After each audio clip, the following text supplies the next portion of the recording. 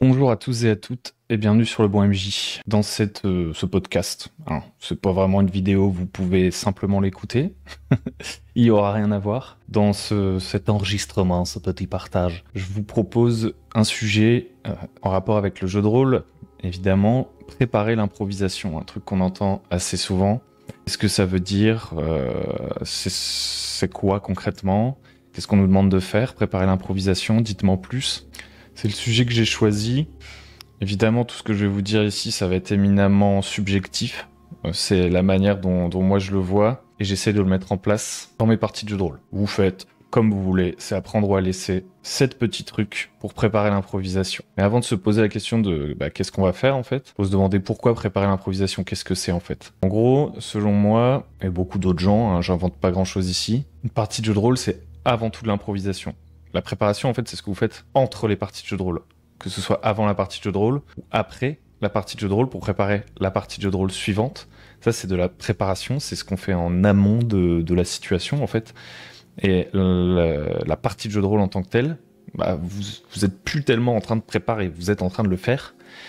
Et alors, à ce moment-là, il se passe plein de trucs qui sont difficiles à catégoriser. À la fois, vous écoutez les gens autour de la table, à la fois, vous leur répondez, vous essayez de leur présenter un univers, de trouver la bonne règle au bon moment, etc., etc. Qu'est-ce qui relève de l'improvisation? Qu'est-ce qui relève pas de l'improvisation là-dedans? C'est difficile à dire, ça dépendra de chacun. Si on devait faire assez simple, moi, personnellement, je pense que la grande majorité du temps, en tant que maître du jeu, vous faites 3-4 trucs. Je vais essayer de décomposer ça un petit peu. La première chose que vous faites, c'est écouter les joueurs en permanence. D'ailleurs, les joueurs, normalement, doivent s'écouter entre eux aussi, en fait. À moins que vous soyez en train de jouer tout seul ou à deux, vu qu'on va essayer, dans la majorité des cas, de répartir la parole, ce que vous allez le plus faire, c'est écouter les autres. Puis à un moment donné, ça va être à votre tour de parler. Et c'est au moment où vous êtes en train de... Vous allez parler, là, que soit vous allez improviser, soit vous allez apporter quelque chose que vous aviez préparé. Prenons un exemple hyper simple. Si par exemple, on va prendre le joueur pour le coup. Je suis un joueur, j'ai un personnage, il a un background. Quand on va me poser des questions sur le background de mon personnage, je serai prêt. Ou en tout cas, j'aurai pas nécessairement grand chose à inventer. Quand on me pose une question sur quelque chose que j'ai préparé, je vais juste pouvoir le délivrer. Donc là, j'improvise pas. Mais quasiment tout le reste du temps, j'improvise. Et même dans ce que je pense avoir préparé, j'improvise en fait, en réalité. Parce que si j'ai préparé le background de mon personnage, j'ai pas forcément préparé le script de ce que va dire mon personnage. J'ai des informations sur mon personnage. Certes, déjà elles sont limitées, et surtout elles sont pas mises en forme. Et moi je vais devoir improviser la manière dont j'amène ces informations. Je vais devoir improviser les dialogues de mon personnage. Et je trouve que ça c'est un très très bon exemple de ce qu'on pourrait appeler préparer l'improvisation. Parce qu'en l'occurrence, j'ai préparé en partie mon personnage, le background de mon personnage, donc ça relève de l'avant la partie. Donc je suis prêt, j'ai des billes pour improviser lorsqu'on me demande d'expliquer le background de mon personnage. Et en fait, pour le maître du jeu, c'est à peu près la même chose selon moi. Le maître du jeu, la plupart du temps, il va écouter ce que font les joueurs, et lorsque les joueurs vont vouloir faire quelque chose, il va devoir réagir. Dans certaines situations, il savait pas du tout ce qu'allaient faire les personnages, et du coup, il va devoir improviser ex nihilo. Ex nihilo, ça veut dire qu'il a rien. Mais la plupart du temps, si c'est bien préparé à improviser, il va pas partir de rien. Il va partir de quelque chose dont il, en amont, ne sera pas sûr de comment il va l'amener nécessairement, de quand est-ce qu'il va devoir l'amener, de comment les joueurs vont réagir à cette chose, etc., etc. Et il va partir de quelque chose, en fait. Et c'est ça, se préparer à l'improvisation, c'est partir de quelque chose. Et je dirais que plus vous partez de rien, plus vous êtes dans la pure improvisation, et plus vous partez de quelque chose, plus vous êtes dans l'improvisation préparée, mais vous n'êtes jamais dans la totale préparation. En tout cas, c'est très très rare. Peut-être il y a quelques moments dans la partie où vous êtes 100% préparé et vous faites un truc qui était 100% préparé, genre typiquement le début de la session. Ça, c'est un truc, la plupart du temps, qu'on peut préparer complètement. L'introduction, vous voyez, vous pouvez faire une introduction, genre écrire un texte si vous le souhaitez, le répéter, pour ne pas avoir à le lire d'ailleurs, si vous le souhaitez aussi, et le sortir, quoi, le lire, dire vous êtes dans ce marécage fétide, la nuit tombe, une libellule vient se poser sur l'épaule de Gardakan. À Gardakan, qu'est-ce que tu fais? Et hop, à partir de ce moment-là, vous savez pas ce que va faire Gardakan, et vous êtes dans l'improvisation. Mais jusque-là, vous étiez 100% dans l'improvisation, et à partir du moment où vous êtes plus 100% préparé et que vous commencez à changer des trucs, ne serait-ce que dans la manière de l'amener, vous commencez à improviser. Tout ça pour dire, parce que là, on part dans tous les sens, que à mon avis, la grande majorité du temps, en fait, vous improvisez. Et c'est ça le jeu de rôle en fait. Enfin, c'est fondamental, vous pouvez pas l'éviter. Et du coup, ce qui se passe souvent, c'est que ça peut être générateur de stress, de bon stress ou de mauvais stress. Et quand on débute, plutôt de mauvais stress, et on va avoir tendance à préparer énormément. Et préparer énormément, c'est pas du tout gênant. Le problème, c'est que parfois on se retrouve à préparer, mais pas des trucs qui vont nous aider à improviser. Juste à préparer des trucs pour les délivrer tels quels, comme cette sorte de petite introduction dont on parlait, qu'on peut faire au début de chaque partie, qui en soi n'est pas trop gênante en l'occurrence. Mais si toute votre partie, elle est préparée comme votre introduction, ça peut faire qu'on va avoir moins d'engagement. Qu'est-ce que j'entends par engagement? Je pense qu'un des trucs qui est le plus engageant pour les joueurs, c'est de se rendre compte qu'ils ont un impact sur l'expérience à laquelle ils participent. Ils sont pas seulement en train de réceptionner, mais qu'ils ont quelque chose qu'on leur propose d'offrir quelque chose durant la partie et que ça ait un impact sur l'histoire, que ça ait des conséquences, quoi. C'est-à-dire, c'est ce qu'on appelle l'agentivité. Je vais pas rentrer dans le détail de ce que c'est l'agentivité là maintenant, mais je pense que voilà. Pour un exemple très concret, le truc qui va faire que les gens vont kiffer, à mon avis, ça va être la possibilité de faire des choix et que ces choix aient des conséquences. Et à partir de ce moment-là, il est très difficile pour le maître du jeu de prévoir tous les choix et de prévoir toutes leurs conséquences. Et donc, s'il veut permettre à ses joueurs de faire des choix qui aient des conséquences, il va être obligé d'improviser, en fait, à un moment donné.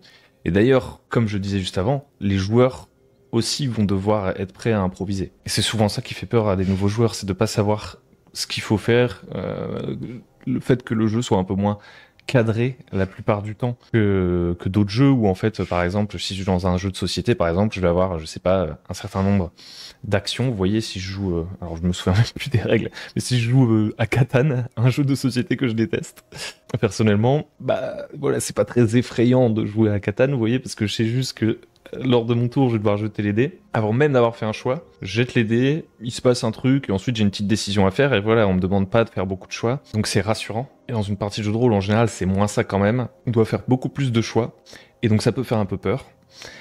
Mais à la fin, c'est ça qui est cool. D'ailleurs, alors je vais pas m'étendre là-dessus, parce que c'est pas du tout mon sujet, mais dans l'apprentissage, si on fait beaucoup de jeux de rôle, par exemple, on se met en situation dans un apprentissage professionnel, ou si on fait des jeux en général, etc., c'est pour se mettre dans des situations dans lesquelles on serait pas normalement. Là, on se met dans une sorte de fausse situation, genre je dois faire un faux entretien d'embauche, la classique. Bah, c'est une manière de s'habituer à devoir improviser. Enfin, on se prépare à être dans cette situation dans laquelle on sait à terme qu'on devra improviser, mais on essaie de se rassurer en y participant. Donc en fait, bref, je suis en train de complètement sortir du sujet, on est d'accord.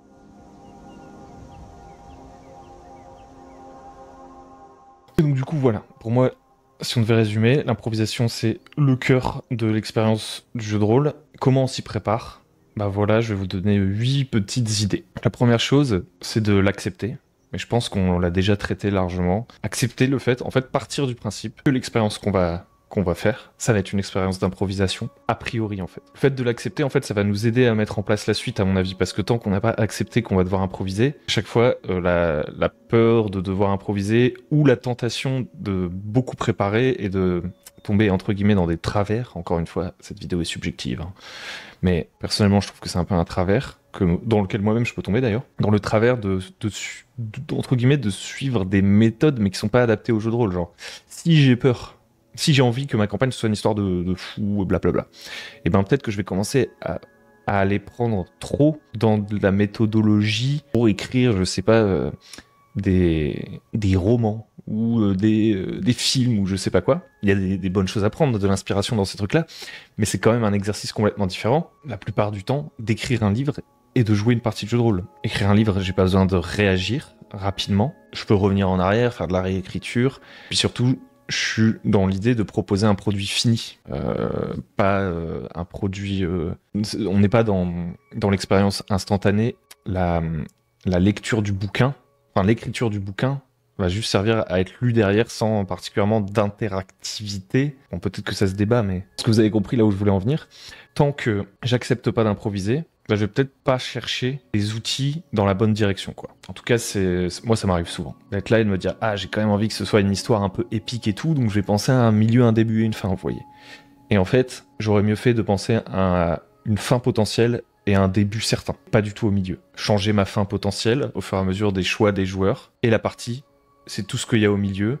jusqu'à ce qu'on arrive à la fin, à une fin que j'avais peut-être même pas prévue, ou peut-être que j'y avais pensé en amont, mais j'ai pas prévu un début, un milieu, une fin et des étapes, etc., etc. Et pourtant, c'est ce qu'on me dirait de faire si je devais écrire un bouquin peut-être, quoi qu'il y a d'autres méthodes, mais là n'est pas le sujet. Et en fait, quand j'ai décidé de faire ça, de vouloir tout prévoir à l'avance, c'est que j'avais pas vraiment accepté le fait qu'il y ait de l'improvisation, qui était la condition sine qua non pour me préparer à improviser. Bon. Deuxième truc, quand on s'entre en concret, je pense que le plus important, c'est de connaître l'univers de jeu.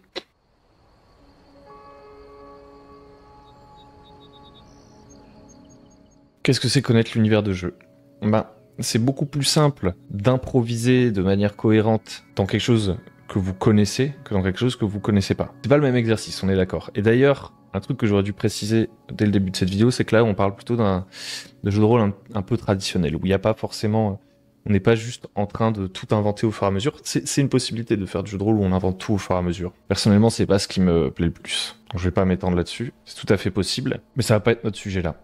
Donc connaître l'univers, qu'est-ce que c'est? Si je suis dans un univers que je connais absolument pas, lorsque les joueurs vont aller dans une direction à laquelle je m'attendais pas, il n'y aura rien. Ce sera ex nihilo. Prenons un exemple. Je joue dans l'univers de Mass Effect. Et moi, je connais pas Mass Effect. J'ai pas joué à Mass Effect, etc. Jetez-moi des pierres, je m'en fous. Je connais pas du tout Mass Effect. Et un de mes joueurs, il dit, je vais sur la planète X. Je connais même pas les noms des planètes dans Mass Effect, ok? Il va sur la planète X. Si moi j'avais prévu qu'il aille sur la planète Y, je savais le genre de créatures qu'il peut rencontrer sur la planète Y, les problèmes en cours sur la planète Y, les personnages qui se trouvent sur la planète Y, les secrets qu'on peut trouver sur la planète Y. Et dès lors qu'on me demande d'aller sur la planète X, je ne sais plus ce qu'il y a sur la planète X, parce que je connais pas l'univers de Mass Effect. Moi j'avais préparé que la planète Y. Quand il va arriver sur la planète X, je vais avoir beaucoup de mal à improviser parce que je connais pas l'univers de Mass Effect. Maintenant, mettons que mon joueur, il soit dans l'univers de Star Wars que je connais mieux, et qu'il se trouve dans un secteur où il y a, je dis n'importe quoi, je connais pas très bien l'univers de Star Wars non plus honnêtement. Et, vous allez comprendre par la suite que c'est pas si important, enfin bref.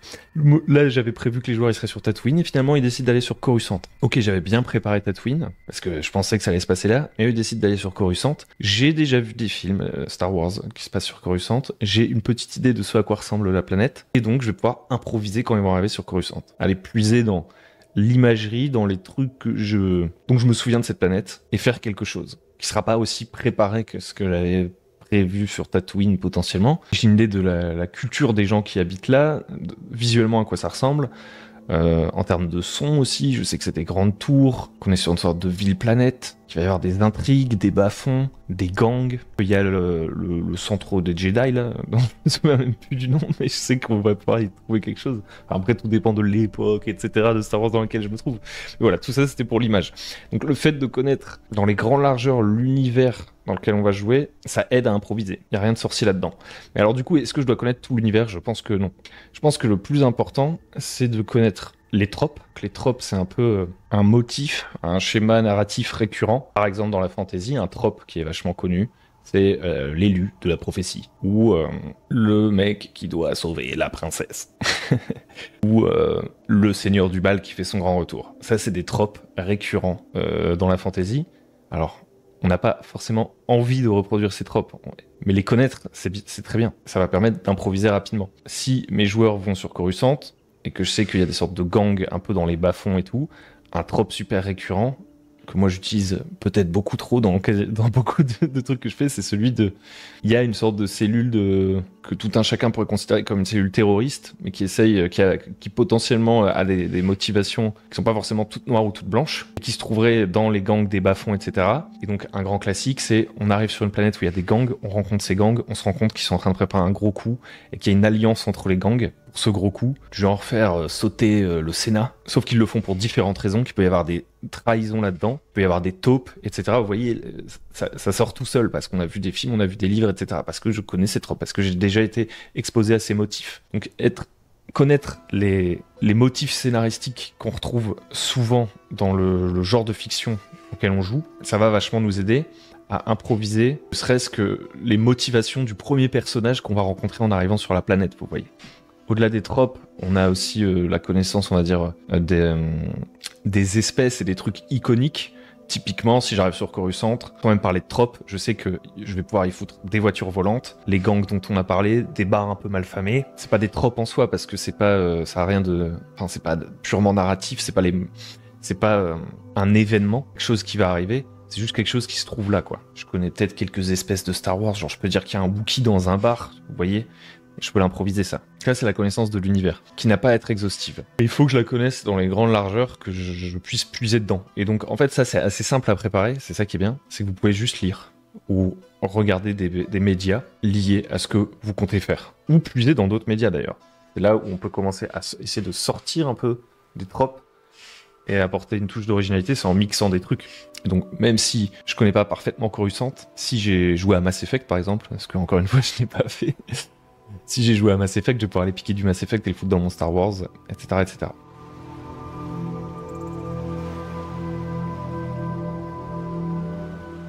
Mais le deuxième truc par rapport à connaître l'univers, c'est de se préparer en termes de situation. Et j'ai déjà fait des vidéos là-dessus. Mais quand je prenais l'exemple de Tatooine versus Coruscant et les joueurs ils décident d'aller à Coruscant plutôt que d'aller sur Tatooine, alors que j'avais préparé Tatooine, bah en fait, ce que j'avais préparé sur Tatooine, c'est pas tout ce qu'il y a sur Tatooine, c'est une situation. Et donc ça me permet de couper un bout de l'univers, de me dire, bah cette fois-ci on va jouer sur Tatooine, et de préparer ce cadre-là et de bien le maîtriser. Et là sur Tatooine, en l'occurrence, si je voulais jouer sur Tatooine, j'essaierais de connaître beaucoup plus de choses. Je parle pas de tout connaître sur le bout des doigts, mais j'aurais des personnages qui sont préparés pour cette situation, des choses que ces personnages vont essayer de faire, et avec lesquels les joueurs et les personnages joueurs vont pouvoir interférer, interagir. Donc en fait, je vais prendre mon univers que j'essaie de connaître dans les grandes largeurs, couper une part du gâteau, disons que l'univers c'est un gâteau, je coupe une part et je rajoute un peu de sucre glace dessus, quoi. Sur cet endroit-là spécifiquement. Et là, je connais, si ce n'est mon univers, la situation, le cadre dans lequel j'ai envie de jouer. Je sais pas tout ce qui va s'y passer, je sais pas qu'est-ce que vont faire les personnages, etc. Mais je connais ce bout d'univers dans lequel on va jouer.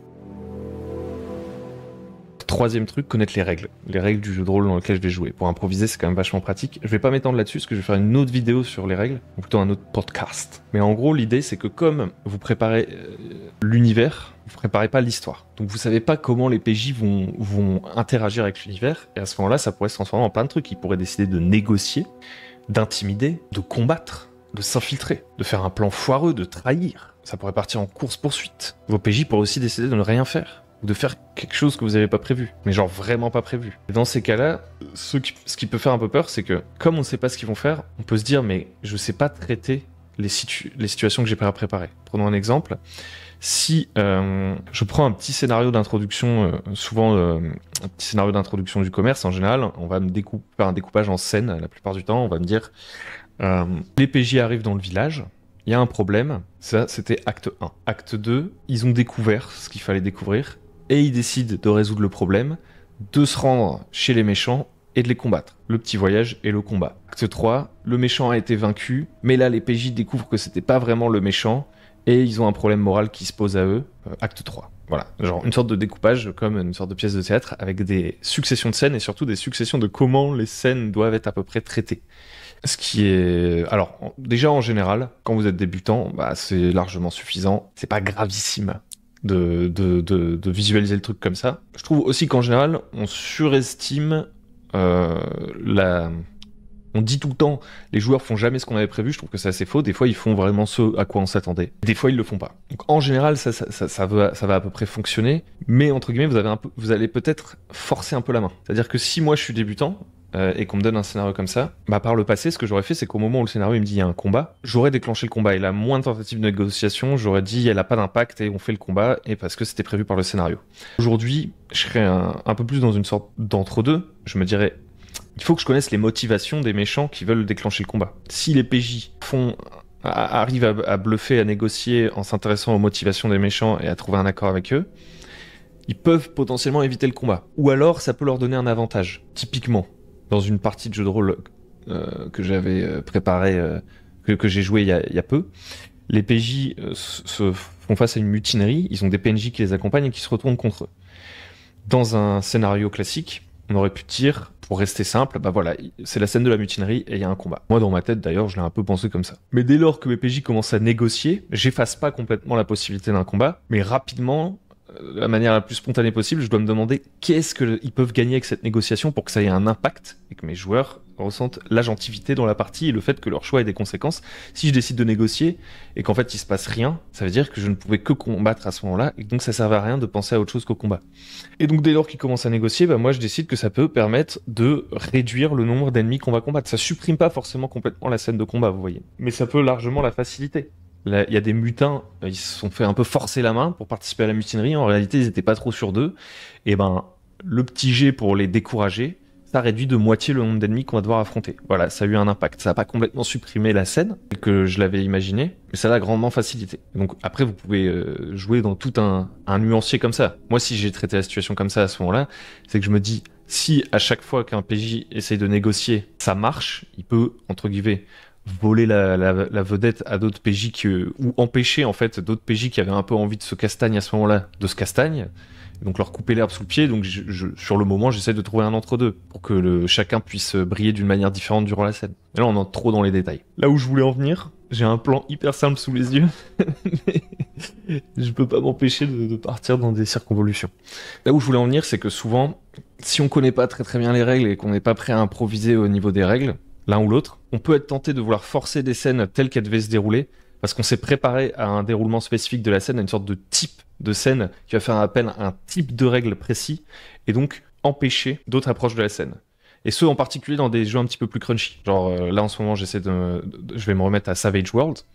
Savage World, il propose des règles un peu pour différents trucs, conflits sociaux, course-poursuite, machin, bidule. Si je prévois mon scénario comme une suite de scènes, je peux me dire, il y aura une course-poursuite, un combat, une négociation, réviser, entre guillemets, réviser que ces règles-là, vous voyez, et ensuite vouloir forcer que cette séquence se passe dans ce ordre-là, parce que c'est les règles que je connais, et j'ai pas envie que mes PJ, je sais pas, ils décident de faire une scène dramatique, ou de devoir faire appel aux règles d'horreur du jeu, parce que je l'avais pas prévu, et donc je l'évite à tout prix. Et en fait, le fait de connaître bien les règles de ce jeu, ça me permettrait à tout moment de pouvoir partir sur laquelle de ces typologies de scènes, sans stress, sans vouloir essayer de forcer mes PJ à pas faire ça par un moyen plus ou moins subtil. Si je connais les règles, je peux sans problème me dire, ok, ça part en course-poursuite, boum, on applique les règles de course-poursuite. Donc vous voyez l'intérêt. En fait, le fait de m'être préparé à utiliser des règles qui correspondent à un certain type de situation, ça va faciliter le fait que moi, en tant que MJ, j'accepte que cette situation arrive, donc je vais donner plus de liberté via les règles à mes joueurs.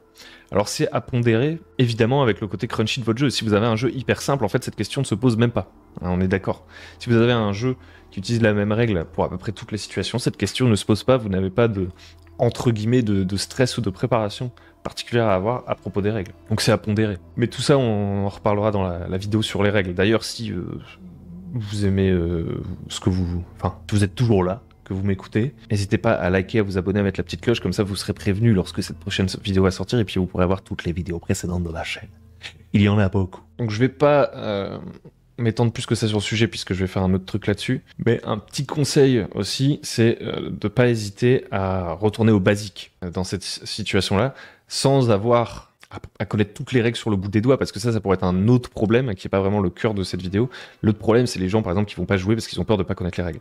C'est pas parce que connaître les règles, ça va vous aider à improviser, que vous pouvez pas jouer si vous connaissez pas toutes les règles, d'accord? Et donc le shortcut, enfin la solution, lorsque vous ne connaissez pas les règles, c'est de très bien connaître les basiques de vos règles. Et si à course-poursuite, et je me souviens plus des règles de course-poursuite, plutôt que de casser le rythme et de me dire « Attendez, on va essayer de faire une course-poursuite, alors comment on fait? Je relis la règle et tout. » Non, vous faites votre course-poursuite en utilisant des règles plus basiques de votre jeu. En général, chaque jeu, il a un système de résolution qui permet de faire à peu près tout. À ce moment-là, vous faites ça. Et vous vous direz peut-être pour la prochaine fois « Ah bah là, je vais apprendre les règles de course-poursuite. Pour la prochaine fois, s'il y a une course-poursuite, comme ça, je serai prêt. » Ou décider de ne jamais vous servir de ces règles de course-poursuite aussi. Tout ce que je voulais dire, si on devait résumer, c'est que la méconnaissance des règles, parfois, pousse à vouloir cadrer les joueurs pour qu'ils fassent pas des trucs dont on connaît pas les règles, à empêcher leur agentivité, et donc à s'empêcher d'improviser. C'est compliqué, hein.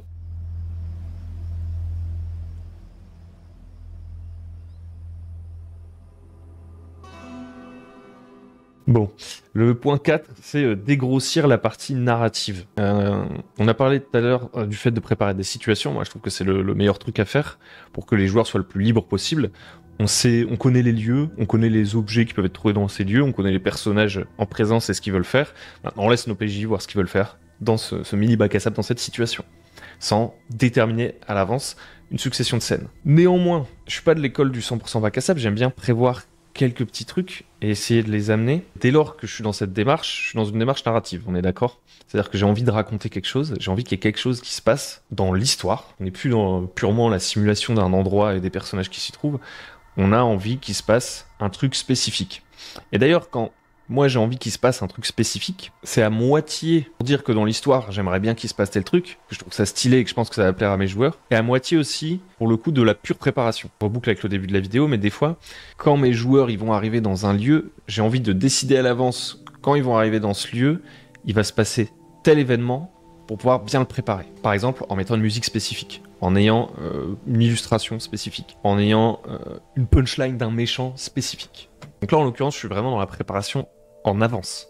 Au moment où ça va arriver dans la partie, certes, je vais peut-être improviser un peu parce que je vais pas écrire un texte à l'avance, mais je vais devoir quand même improviser. Prenons un exemple concret.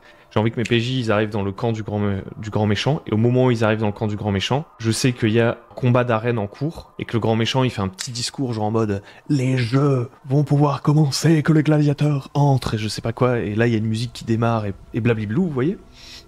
Dans cette situation, j'ai pas prévu spécifiquement tout ce qui allait se passer, hein, mais j'ai quand même préparé quelque chose en avance. Il y a une sorte d'intention narrative ici, une ambiance que j'ai envie de transmettre et tout. En gros, ce que je vais préparer à ce moment-là, c'est un truc qui est probable. Le seul moment où je vais préparer davantage, c'est quand je sais que c'est quelque chose qui est probable. Ou en tout cas, c'est le seul moment où je me dis c'est vraiment utile. En fait, j'essaie de...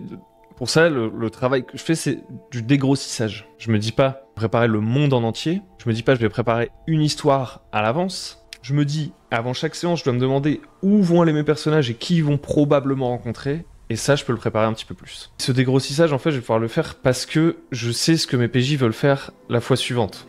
Donc ça, on en a parlé plein de fois sur la chaîne avec la vidéo sur le ZAB, etc.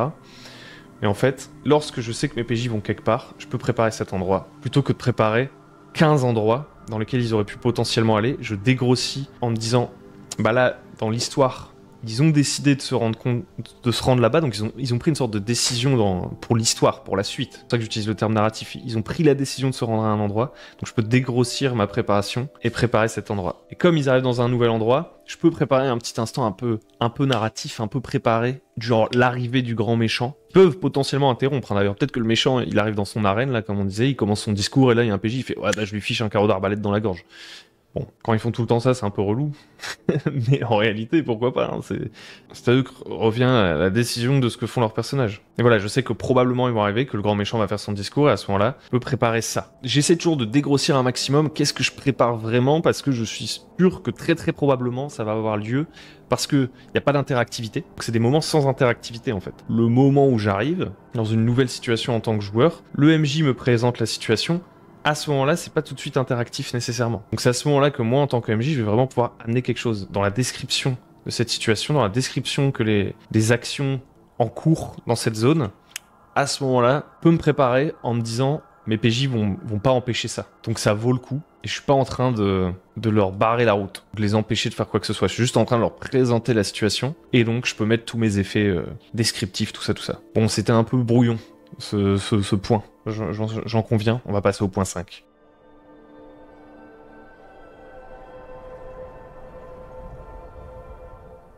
Un autre conseil qui va aller un peu plus vite, c'est retourner à l'existant. Et là, ça revient à ce qu'on disait dans notre écoute. En fait, on disait tout à l'heure que la plupart du temps, ce qu'on faisait dans une partie de jeu de rôle, c'était d'écouter, et ensuite c'était d'improviser et de répondre à ce qui a été dit avant.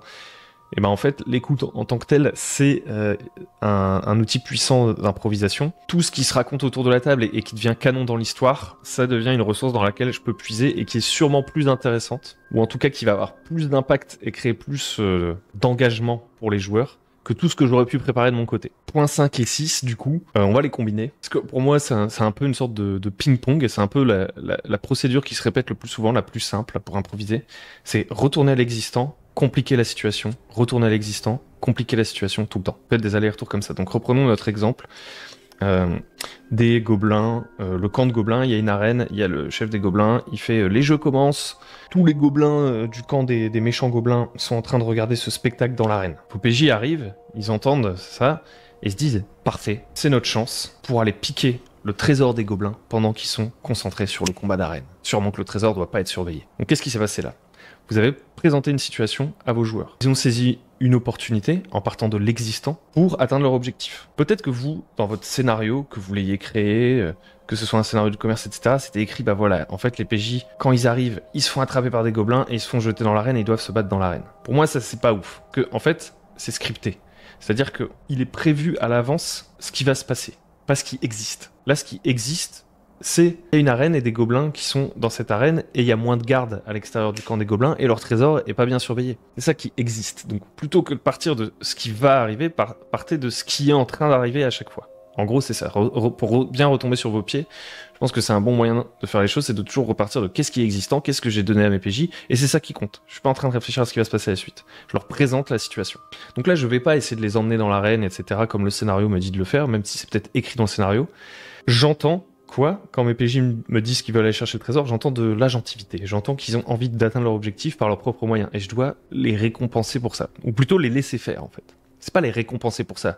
C'est pas, d'accord, bah très bien, vous avez décidé de faire ça, donc on va complètement skipper la scène des gobelins, etc., etc. Non, là, je vais activer mon deuxième point, là, le point 6, c'est compliquer la situation. J'accepte l'existant, j'accepte la décision de mes PJ, et je leur complique la vie. Et donc, certes, il n'y a pas de gobelins qui surveillent le trésor, il y a très peu de gobelins dans le camp, ils sont quasiment tous à l'arène, mais je peux leur compliquer de la vie de bien des manières. Je peux dire qu'il y a quand même une petite sentinelle près du trésor, que il y a des chances aléatoirement que des gobelins qui croisent des gobelins dans le camp quand même. Un gobelin qui est parti pisser, un gobelin qui est parti chercher un truc à manger, un vieux gobelin qui a la jambe dans le plâtre et qui est resté chez lui. Ou carrément, je peux me dire, ouais, il y a un troll qui surveille le trésor, enchaîné devant la porte. Donc là, ce que je fais, c'est que je remplis mon rôle de MJ, qui fondamentalement, selon moi, c'est d'apporter du conflit, des obstacles. C'est pas d'être l'ennemi des PJ, c'est juste de leur compliquer la vie et de voir comment ils s'en sortent. C'est pas de prévoir à l'avance ce que vont faire les PJ et l'histoire que vont vivre les PJ, de leur proposer des situations. La situation, c'est l'existant, mes PJ réagissent à l'existant, et moi, j'essaie de leur compliquer un peu la vie. Et globalement,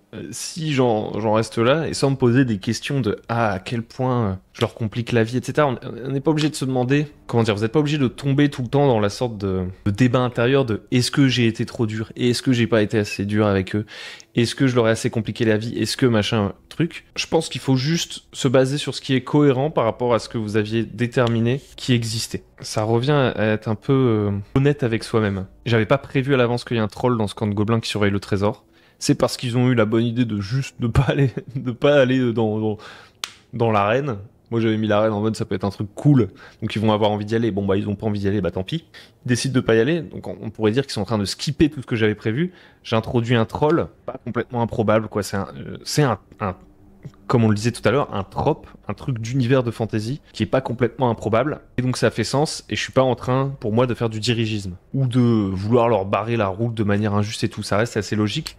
J'ai l'impression, moi en tout cas, là c'est très subjectif, donc je peux pas vous donner de conseils vraiment à ce niveau-là, mais j'ai l'impression dans mon fort intérieur de pas être en train de trahir mes PJ, vous voyez, de pas être juste là en mode ah bah vous voulez pas faire ce que j'avais fait, ben je déplace le conflit et je le mets à un autre endroit. J'ai l'impression d'être assez franc et de respecter ma situation de départ, même si je la fais un peu évoluer pour leur compliquer la vie, mais je respecte ma situation de départ et j'accepte leurs décisions, c'est juste que je leur complique un petit peu la vie. Donc ça va être à vous de juger. Par exemple, si là je disais ah bah vous allez vers le trésor et à ce moment-là le combat d'arène s'arrête. Fin des jeux. Venez, on va tous à la salle du trésor pour voir si personne n'y est allé. Là, pour moi, c'est à partir, vous voyez, c'est un peu grossier comment je le présente. Je trouve qu'il y a une forme d'honnêteté intellectuelle qui a été respectée en mettant un troll en plus qui n'était pas prévu dans le scénario. Décider arbitrairement que les gobelins, sans même faire un jet de discrétion ou je sais pas quoi, finalement vont pas être dans l'arène mais vont aller à la salle du trésor, pour moi, il y a une sorte de manque d'honnêteté flagrant. Ou alors décider qu'à ce moment-là, bon bah il y a un dragon à ce moment-là qui arrive. Ou alors décider que les PJ font du bruit. Le pire, ce serait de dire, vous faites du bruit, et donc vous êtes repérés, vous êtes emmenés dans l'arène. Leur demander un jet de discrétion, pour moi c'est honnête. Donc là, vous voyez, on entre vraiment dans toutes les subtilités du truc. Mais si je devais résumer cette partie sur la procédure d'improvisation, on expose une situation, les PJ réagissent, la situation évolue. Et dans certains cas, j'introduis des nouveaux trucs dans la situation. Et donc ça me fait... ça m'amène à mon petit conseil 7, c'est de toujours garder des balles pour improviser. Des balles, c'est des trucs qui pourraient arriver mais qui sont pas sûrs d'arriver et que vous avez pas spécifiquement mis à un endroit. Ça peut être par exemple le troll. Vous aviez prévu, vous avez le profil de troll sur vous là pour la partie. vous l'avez imprimé, vous l'avez derrière votre écran de MJ ou je sais pas quoi, vous dites ah bah à un moment donné j'aimerais bien foutre un troll et j'attends de voir le moment le plus propice pour mettre ce troll. C'est une balle. J'aime bien dire balle parce qu'en fait moi ça se présente comme des bullet points, des listes à puces. Bullet en anglais c'est des balles. Et donc avoir des petites listes à puces de trucs, vous savez pas vraiment quand est-ce que ça va arriver, vous gardez des balles dans le chargeur.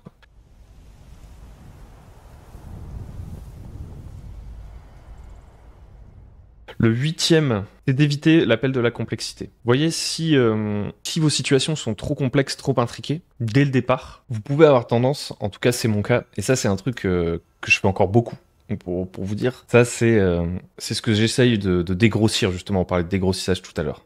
Quand vous faites des situations vraiment très complexes et très intriquées, vous pouvez avoir tendance à être beaucoup dans l'exposition et le fait d'amener des informations au PJ et d'avoir moins d'interactivité. Et en fait, c'est parce que vous avez envie de proposer du jeu complexe. C'est intéressant, la complexité. En général, moi, les campagnes que je kiffe, c'est les campagnes où les PJ ils se font des plans sur la comète, il y a 15 factions avec lesquelles il faut traiter, il y a plein de retournements de situation, voilà, on sait pas ce qui va arriver et c'est complexe. Le problème, c'est que souvent, j'amène de la complexité en amont. Et en fait, la complexité, elle doit se faire pendant la partie. Ou en tout cas, je trouve que c'est ce qui marche le mieux. Typiquement des campagnes où j'ai prévu plein de personnages qui ont tous un agenda, etc. Le risque qu'il y a quand je fais ça, j'ai envie que mes PJ puissent interagir avec toute cette complexité, et donc j'ai envie de leur donner beaucoup d'informations en amont pour me dire ils vont pouvoir interagir avec cette complexité en connaissance de cause. Parce que si je fais une histoire super complexe, mais dont les PJ n'ont absolument pas connaissance, c'est pas hyper intéressant en soi. Si je veux qu'ils puissent interagir avec toutes les intrigues politiques, il faut qu'ils connaissent les personnages politiques qui sont dans ces intrigues, leurs plans, leurs intentions, et qui creusent et qui comprennent ce qui se passe, etc. etc. Et en fait, un biais ou un truc qui m'arrive souvent, je sais pas si c'est votre cas, c'est que comme je veux qu'ils puissent interagir avec toute cette intrigue politique, pendant 1-2 sessions, je leur présente tout le temps des nouveaux personnages, et je leur donne tout le temps des nouveaux trucs, et des nouveaux trucs, et ils arrivent pas... On n'arrive pas dans la résolution, vous voyez. C'est parce qu'il y a trop de trucs préparés en amont. Alors que je pourrais atteindre un niveau de complexité équivalent en laissant juste les PJ commencer à interagir avec une situation relativement simple. Prenons un exemple, il y a une forêt, elle est protégée, je sais pas moi, par des elfes, qu'on a la faction des elfes qui protège la forêt. Ensuite, on a la faction des colons qui arrivent sur l'île où il y a la forêt et qui eux veulent exploiter la forêt pour en tirer des richesses. Et ensuite, on a la faction ces colons par exemple, c'est des réfugiés qui viennent d'un endroit pauvre, etc. Donc ils sont pas complètement, on se dit pas immédiatement c'est des purs méchants, vous voyez, on met des nuances de gris. Donc les elfes, on pourrait dire les elfes qui protègent la forêt, ils sont ultra violents, ils tuent des colons et tout. Les colons, eux, ils sont arrivés en mode pacifiste, ils voulaient juste prendre du bois, et ils fuient une guerre lointaine. Et finalement, comme les elfes leur ont fiché des flèches dans la gorge, ils en sont passés à la violence. Et on va essayer d'introduire une troisième faction. Bah, qui sont les gens que fuient les colons, par exemple? On pourrait dire c'est les paladins. Les paladins, là je me rends compte que c'est pas mal Simbarum, ce que je raconte. Les paladins, je sais pas, il y a une sorte de prophétie maléfique, et il y a parmi la population plein de gens qui se transforment en mutants, et donc c'est des gens qui ont décidé de lutter contre ce mal, et donc qui sont devenus des gros vilains très sombres. Et c'est pour ça que les colons ont fui. C'est des gens qui ont fui les paladins, mais les paladins, en soi, on peut se dire, ils sont en train de combattre un mal plus grand, toutes ces mutations et tout, et on pourrait dire que toutes ces mutations, elles sont provoquées par les elfes, parce que les elfes, ils font une magie qui les rend immortels. Ils ont besoin d'utiliser en permanence des rituels qui les rendent immortels, et l'effet secondaire de ces rituels, c'est les mutations qui se passent dans le reste du monde. Comme ça, toutes ces factions, en fait, elles ont quelque chose qu'elles peuvent reprocher à l'autre, etc. On est dans une situation, pour le coup, complexe, ou en tout cas où il y a de l'interactivité, mais qui reste relativement simple. Elle est complexe, cette situation, on sait pas trop ce qu'on peut faire, mais elle est pas compliquée à comprendre. Et en fait, c'est là, ce qu'il faut éviter, selon moi, c'est que ce soit compliqué à comprendre. Et que là, qu'on se dise que pour que ce soit complexe, il faut créer plein de trucs en avance. Si je commence à me dire, ouais, les colons, en fait, il y a 30 PNJ qui ont 30 agendas différents. Parmi les paladins, il y en a 15. Ensuite, on a 7 objets magiques. Et dans la forêt des elfes, on a 9 factions elfiques qui se disputent, vous voyez. Là, on commence à devenir dans quelque chose qui est compliqué. Compliqué à retenir, compliqué à comprendre. Et en faisant ça en amont, en préparant une situation aussi compliquée en amont, très certainement que mon intention de base, c'était de rendre cette situation complexe et donc intéressante, mais sans me rendre compte, je l'ai rendue compliquée. Et je risque d'être dans la surpréparation et le fait de délivrer à mes PJ en permanence des nouvelles informations qui les paralysent dans leur choix parce qu'ils ont trop d'informations et ils savent pas quoi faire. Et donc, je pense qu'il faut éviter l'appel de la complexité dans la préparation et avoir confiance dans le fait que la complexité va émerger pendant la partie des décisions des PJ. Et que je vais pouvoir faire monter mon niveau de complexité entre les sessions. Encore une fois, dans une démarche de dégrossissage et en me disant je vais préparer les choses qu'une fois que les PJ ont décidé d'interagir avec. Mes PJ décident d'aller à la rencontre des elfes. Je me dis, là, il y a peut-être 2-3 séances qui vont se passer chez les elfes. À ce moment-là, je prévois 3 factions elfiques. Une sorte de nœud dans le nœud, vous voyez. J'avais pas besoin du tout de préparer ces 3 factions elfiques avant de commencer la partie, et encore moins de présenter ces 3 factions elfiques dès le départ. Ce qui peut être très tentant lorsque on prépare, on veut préparer et montrer à nos PJ qu'il y a plein de choses à faire. Il vaut mieux que nos PJ ils découvrent qu'il y a plein de choses à faire suite à leur choix, plutôt que de leur montrer tous les choix disponibles dès le début. Dernier truc, les outils. Maintenant qu'on a dit tout ça c'était de la préparation à l'improvisation, mais qui était très, voilà, comment se préparer en amont au niveau de l'univers et des règles, genre entre guillemets réviser, mais de manière plutôt plaisante, hein, si vous voulez mon avis, avec chacun son degré de tolérance. Moi, je trouve que c'est plutôt cool de lire des trucs sur l'univers, mais même si j'ai pas envie de lire 4 fois le bouquin ou des trucs comme ça, ça reste assez agréable. On avait la partie qu'est-ce qu'on prépare et comment est-ce qu'on peut adapter notre situation au fur et à mesure. Et enfin, il y a le truc de l'improvisation des petits éléments anodins, genre je croise un PNJ sur la route, je demande le nom du boulanger. Mon MJ décrit des marchands qui se disputent et il a décrit ça à la volée et en fait je décide d'aller parler à ces marchands qui se disputent. Pourquoi ils se disputent? Mon MJ a sûrement prévu quelque chose et en fait vous en tant que MJ vous n'avez pas prévu tout ça. Comment vous faites sur tous ces petits éléments qui peuvent être des graines qui vont donner lieu à des nouvelles grandes intrigues? Comment vous faites pour improviser là-dessus? Alors il y a 1 milliard d'outils, mais moi je vais vous en parler d'un seul là. Il y a 1 milliard de tables aléatoires, mais moi tout ce qui est table aléatoire et tout, je m'en sers plus pendant la préparation finalement. Mais dans le feu de l'action, une liste de noms c'est pas mal, mais encore moi honnêtement je m'en fous un petit peu des listes de noms. Ça me dérange pas du tout d'appeler un PNJ secondaire Bob, honnêtement, je m'en fous. Quitte à lui trouver un nom plus tard. Hein. Mais bon, ça peut toujours être sympa. C'est juste que ça fait très méta, donc il y a des gens qui aiment pas du tout. Moi, ça me dérange pas. Non, s'il y a un outil que je peux vous recommander, celui que je retiendrai le plus de tous les outils que j'ai d'Oracle, etc., c'est Musée Oracle, tout simplement. Et je l'avais depuis longtemps et je m'en sers de plus en plus, et je m'en servais pas avant. Et en fait, c'est vraiment bien. Musée Oracle, c'est quoi? C'est des cartes sur lesquelles vous avez des mots, vous avez des images, vous avez des métiers, des motivations, des traits, des secrets, des relations, apparences, des idées de lieux, des chiffres. En fait, chaque face des cartes est recouverte d'informations. Vous avez un deck assez épais et aussi chaque carte a 2 faces. Donc vous avez des tonnes et des tonnes de mots, de trucs qui pourraient remplacer vos tables aléatoires, mais en les rendant plus efficaces. Parce qu'une table aléatoire, il y a le jet de dés, vous voyez. Il y a retrouver la bonne table. En général, c'est plus spécifique des tables aléatoires. Dans la Musée Oracle, en fait, sur chaque carte, il y a 1 milliard de trucs, donc en termes de... C'est très compact, en fait. Et comme c'est des cartes, il vous suffit de piocher la carte. Vous n'avez pas besoin de jeter les dés. Vous piochez la carte, vous la balayez du regard, vous regardez tous les mots qui apparaissent, vous en chopez 1 ou 2 là qui vous semblent bien correspondre à la situation, boum, ça fonctionne. Donc admettons, je vais faire un test là. Mes PJ décident d'aller voir ces 2 marchands qui sont en train de se disputer, auxquels j'avais pas du tout réfléchi. Je tire une carte. Il y a Antiquité, Idole, Image, ok. Antiquité, se venger. Et ben voilà, c'est parti. En fait, ce qui s'est passé, c'est qu'il y en a un des 2, c'est un antiquaire, tout simplement. Et il suppose que l'autre lui a volé quelque chose dans son magasin parce qu'ils sont en dispute depuis toujours. C'est 2 antiquaires qui se disputent depuis toujours et il y a eu un cambriolage chez l'un des 2 et il accuse l'autre d'être responsable de ce cambriolage parce qu'ils s'aiment pas tous les 2. Voilà. Ensuite, mon joueur me demande bon ben j'attends qu'il termine de se disputer et puis je vais voir celui qui s'est fait cambrioler et j'essaie de voir si je peux lui filer un coup de main. Je tire une autre carte et le premier truc sur lequel mes yeux tombent, c'est sur la défensive. Un truc plutôt évident, le mec vient de se faire cambrioler, il est un peu vénère. J'ai des traits genre forte tête, égocentrique, sévère, secret, souverain en fuite. Trop stylé ça. Souverain en fuite, en fait le mec est antiquaire, mais c'est surtout un prince d'un pays lointain qui a fui son pays parce que sa famille s'est fait destituer. Et en fait, dans les antiquités, il y avait un truc de famille qui prouve son ascendance princière. Genre, je sais pas, une couronne, un truc comme ça qui est genre vraiment hyper important et c'est pour ça qu'il se vénère autant et que c'est si important pour lui. Vous voyez? Musée Oracle, je trouve que c'est vraiment bien pour avoir plein d'idées qui tombent à la volée et faire des combinaisons. Je trouve que c'est ce qu'il y a de plus compact. Là où toutes les autres tables aléatoires, ça reste ultra utile, mais plus pour de la construction en amont, selon moi. Et donc je vous recommande Musée Oracle et puis on a fait le tour de cette finalement de ce long épisode, hein, au final. J'espère que ça vous aura plu. Encore une fois, tout ça c'est très subjectif. Et c'était des petits conseils, j'espère que c'était clair. Si ça vous a plu, bah, n'hésitez pas, pour que cette chaîne perdure, à vous rendre sur Tipeee pour soutenir la chaîne. Vous pouvez faire un petit don, même de 1 euro de récurrent. Honnêtement, ça fait la diff. Ça fait plaisir de voir du soutien.